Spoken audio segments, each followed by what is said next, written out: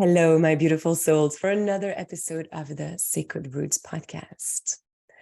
Today, I've decided to talk about something that is a little bit more vulnerable, I guess we could say. I'm going to share a bit of a story with you of what I went through this month of January. There was a moment where I was feeling actually pretty depressed for no obvious reason, and actually being curious and really diving to, why am I feeling like that? Why is this emotion, this energy sometimes popping up in my life? It was actually really healing because it brought a lot of clarity on what a part of me still needed.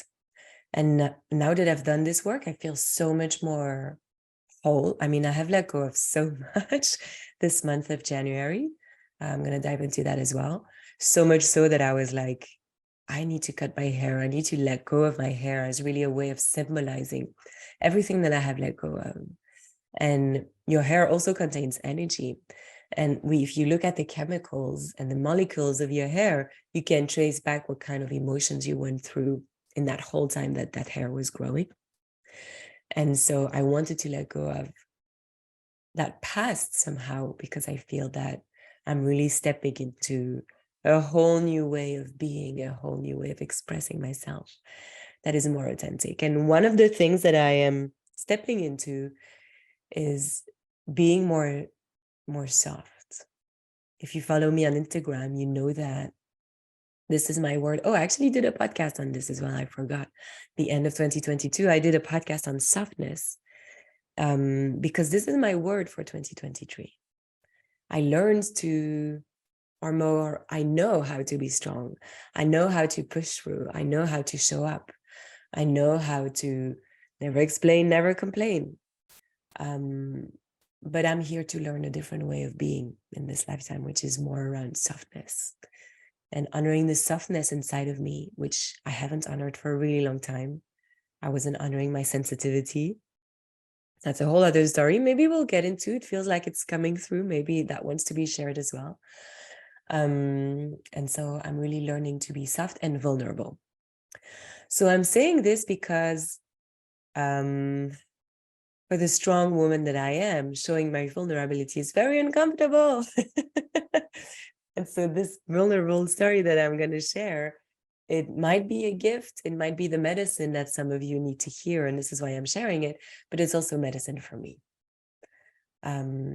Because I'm learning that it's safe to open my heart, to share that I'm not perfect. And stepping into that more. All right, story time. So in this month of January, I've been doing an embodied science of breathwork training. So it's 1 month where we would come together as a group twice a week to learn about the science behind breathwork, the nervous system, breathing patterns, the brain. And then we would breathe together and we would see how that scientific approach to the breath and to the brain and the nervous system was actually landing into our bodies and then allowing certain things to come up. And I've always loved breath work, and I just felt really a call to do that training. And it was really beautiful because I didn't know what it was going to bring up. I just knew I had to do it, and I was open to welcoming whatever wanted to express itself. And so one of the first things that came up during our sessions is my inner child, my 6-year-old, and how she felt really lonely. She felt not seen, not worthy, and very lonely. Like she was longing home and she felt unworthy. And I just shared with you how it's hard for me to be vulnerable because that actually started when I was a child. My mother always said that, she still says to this day, when you were a child, you were this strong little girl who never needed help, who was just showing her strength. And that was the image or the behavior that you had. And I found out recently that that was actually very much connected to a past life, if you believe in past lives, where I was a warrior and where I would fight and I got hit pretty badly by a sword in my shoulder. And I was just this kind of woman that was like, never complain, never explain. It's okay. I'm not in pain. Just keep going, because there was no room for vulnerability at the time, or in that life, at least. There was no room for vulnerability. And so I came kind of with that behavior, with that pattern in this lifetime. And I probably learned as well from observing my parents or from experiences I've had where I was bullied and then came home and then talked about it and maybe didn't feel fully received, or maybe I was fully received but wanted more.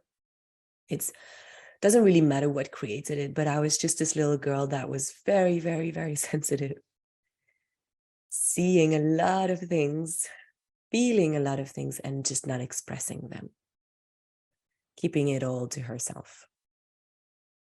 And so that turned out to show up as loneliness, because I was kind of building walls around me, because we actually connect through vulnerability. Because when you're vulnerable, you open your heart. You're real, you're authentic. And when two people sit in front of each other and open their hearts and dare to be vulnerable, to let down the walls, the protections, the masks, they connect at a really deep level. And you really create intimacy like that. So I had put up those walls around my heart, and I was just always happy, always kind, always smiling, of course, because I also figured out that's how you're loved. And it really became a pattern in my childhood, in my teenage years, in my adult years, to the point that it actually really defines almost who I am today. This strong girl that is sensitive as well, but always smiling, always happy. And so while all those emotions came up in that breathwork session, a few days later, I actually started feeling depressed. And I was sick as well. I was having gut issues. I had a bacteria, and there's also a really strong connection between the gut and the brain. You know, when you barely get to eat anything and you're always in pain when you eat, of course, you're not really happy. But I was really feeling depressed. And I was like, what is this emotion that is coming up right now? And I then realized there was a pattern in my life. There was this pattern where I would have everything, the job, the money. Now I have an amazing husband. We are living in Bali. I mean, we are living the dream life. I have an amazing child that brings so much joy to my life. That's so funny. And yet here I am feeling depressed and like I'm longing home. And I don't understand why. And I get into this rabbit hole of what's the point of life? Why are we all alive? Why were we created? What are we here to learn? Maybe nobody would care if I disappear. And so I was really getting myself into a downward spiral. And like I said, at the same time, it's interesting because I was feeling all the feels and being really low, and also observing myself. And through that observation, I really noticed a pattern where I remember when I just moved to Squamish 4 years ago, I was really happy most of the time. And then suddenly I would feel depressed, and I would be like, do I really belong here? Is Squamish my place? What's the point of my life? Again, with all these existential questions. We were thinking of buying a house, and I was like, is this really the place for me? And then I would tell myself, well, you just moved here a year ago, and then COVID started. It takes time to grow roots in a place, so give it a chance. So it would always pass. I would always find a way to let go of those emotions through dancing, singing, just welcoming them. And then they would go away. And then we bought the house, we moved into the house, we had Benji. It was amazing months where this little angel was in our life. And when he was about 5-6 months, he wasn't sleeping much, still waking up every 2 hours at night. So Mama was pretty tired. And it was the middle of the winter, and I got into a downward spiral again. What am I really doing here? Is this place for me? I'm feeling depressed. I'm stuck in the house the whole time. It's raining the whole day long, because I can tell you it rains a lot in Squamish. It's probably one of the cities where it rains the most on the whole planet. And I'm not exaggerating when I say that. Come from Belgium, where it rains a lot. And I'm a sun being, I'm a sun girl. I need sun. I have this beautiful olive skin that loves the sun. And so when I don't have my amount of sun, I start to feel low and depressed, let's be honest. So I started taking vitamin D. I'm always doing what I can to not sit in these emotions. But I was really observing this pattern. And then I thought, oh, well, it's maybe I just had a baby. I need to give myself time. It's hard, etc. And then it got better. Spring arrived. I started to work on the launch of my mystery school. I got really, really excited by that. And then we moved to Bali, and then Bali was a whole whirlwind in itself. But as soon as we got settled in this beautiful house that we are in right now, again, this feeling of depression, not knowing what the point of life is, and not feeling home came up. So this time I was like, all right, I can keep blaming the external and being like, I need time to settle down. Maybe it's Squamish. Maybe it's because I'm a mom. Maybe it's because I just moved to Bali. The truth is that this emotion keeps popping up. So what is this? And what is this trying to tell me? Because obviously I haven't understood the message yet. And so as I was breathing through these emotions in the next sessions and allowing my inner child to talk to me more, I also felt really called to get support from a counselor, just to talk it through and really understand what that part of me was trying to tell me. So I did a beautiful IFS session. If you don't know what IFS is, I think it stands for interpersonal, interfamily system. That's what it stands for.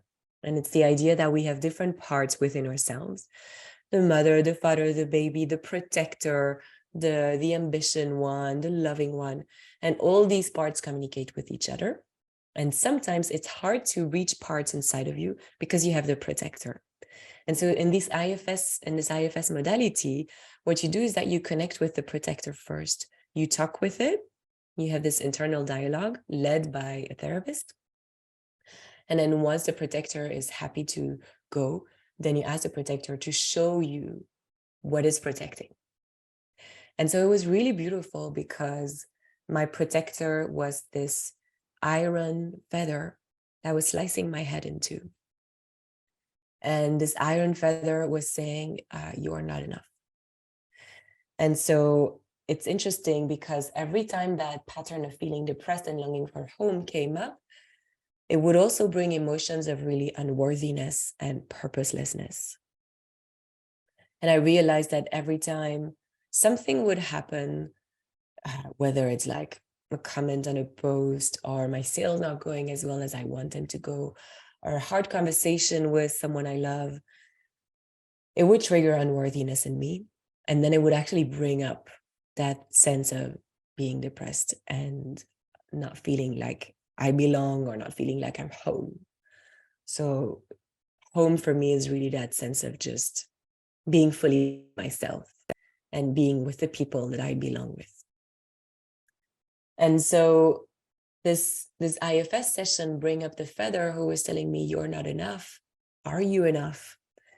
And it was slicing my head into, it was slicing my life into, because while I have everything, I still had that emotion come up.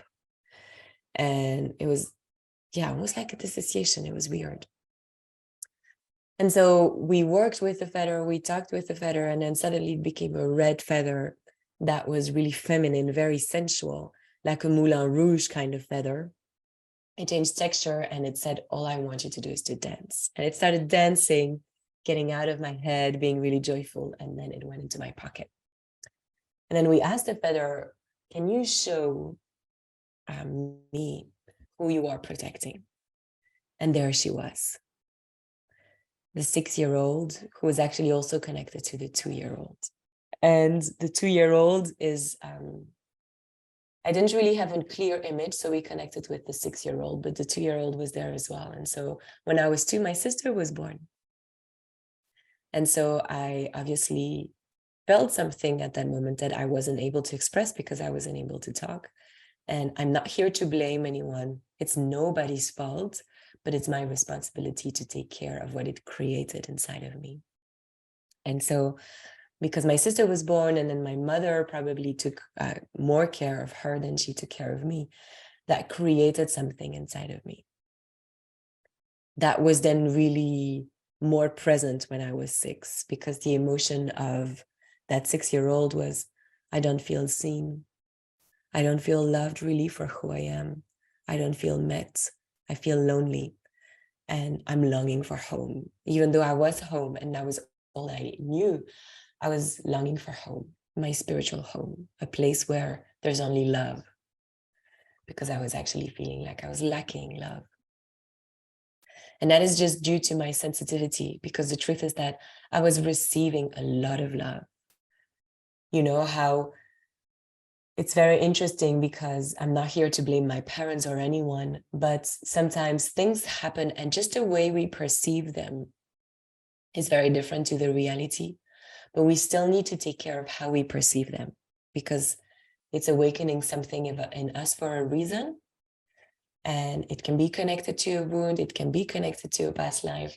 But if it's our perception, it has all the right to be there. It has all the right to be validated, because that's our truth. But it's also our responsibility to take care of our truth if that truth is uncomfortable, painful, and making us feel depressed. And so I connected with that 6-year-old, and it was really beautiful. We sat in my garden where I used to live. We had a really beautiful house with a big garden, and I used to love to sit under the willow tree. There was a swing, and so I would go on the swing, and then I would lay on the grass, connect with Mama Earth. I love to lay on the grass with my arms and my legs wide open. And then I would look at the willow tree and the sky, and I could spend hours doing that. I just loved being there. It was kind of my safe space. And at night, I remember I would take my telescope and I would look at the moon and the stars with my telescope, because I was obsessed by the moon and the stars. When I was a kid, I had all the books about the universe, the planets, the constellations. And to the point that my parents bought me that telescope. Of course, now that I'm a spiritual teacher, I can see how I was actually remembering my spiritual home, my star family, my soul family, and I was actually just wanting to connect with them through that telescope. But as a 6-year-old, you don't really have the awareness, because you don't have the knowledge. You don't know where it comes from. And so I would sit under that willow tree and I would just be with myself. And so I reconnected with that little girl, and I talked to her, and she just wanted to be loved and to be seen. And we reintegrated each other. We put in a box all those limiting beliefs that she had, that I'm not good enough. I doubt myself. Who am I to speak my truth? Nobody cares about what I actually have to say. I don't feel seen, met, understood. So we put all of that in a box and we let it go in the ocean, in another place on earth that I really like, where we traveled together. And then I reintegrated her, and she came into my room, and she's still there right now. And what she wanted to do was to dance as well. Once we were together and we were one again, she said, all I want to do is play and dance. And as a little girl, I remember I was pretty serious.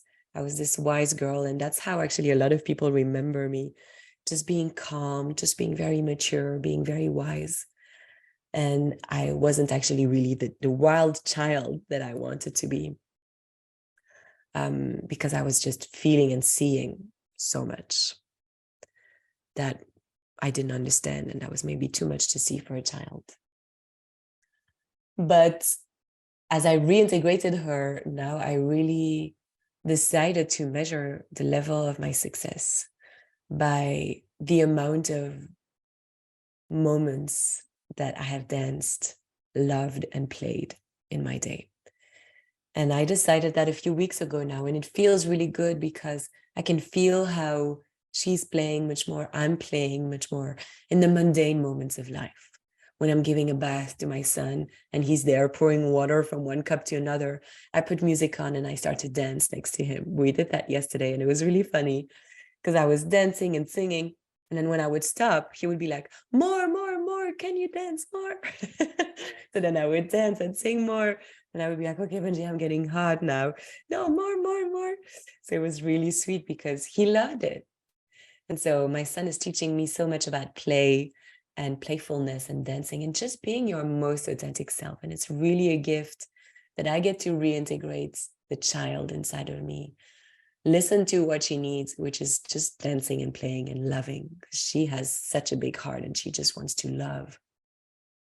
And she has put so many walls around her, trying to hide her sensitivity, trying to hide her vulnerability, trying to just be strong, hold the space for others, being that wise girl, mature girl for others. Because I was the oldest of three, and that's just how I believed I had to show up. My brother was born when I was 6 as well, and I was always playing the little mother with him, feeding him, giving him milk, taking care of him. You have a lot of pictures where I'm holding him, to the point that my mother was calling me little mother, because that's just how I was showing up.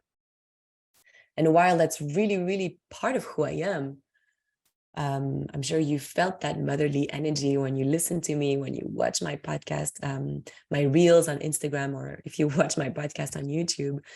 But I also have this very playful, very childish energy in me that really wants to come through right now. And so by allowing it to come through and doing that IFS session, something has deeply changed inside of me. And I can pretty safely say that this emotion of feeling depressed, purposelessness, unworthiness, I think it's gone for good, because I can feel this shift inside of me. I can feel more whole. I cut my hair. I feel much more playful with that short hair. Maybe it's, little girls have shorter hair. At least I had pretty short hair when I was 2 and 6.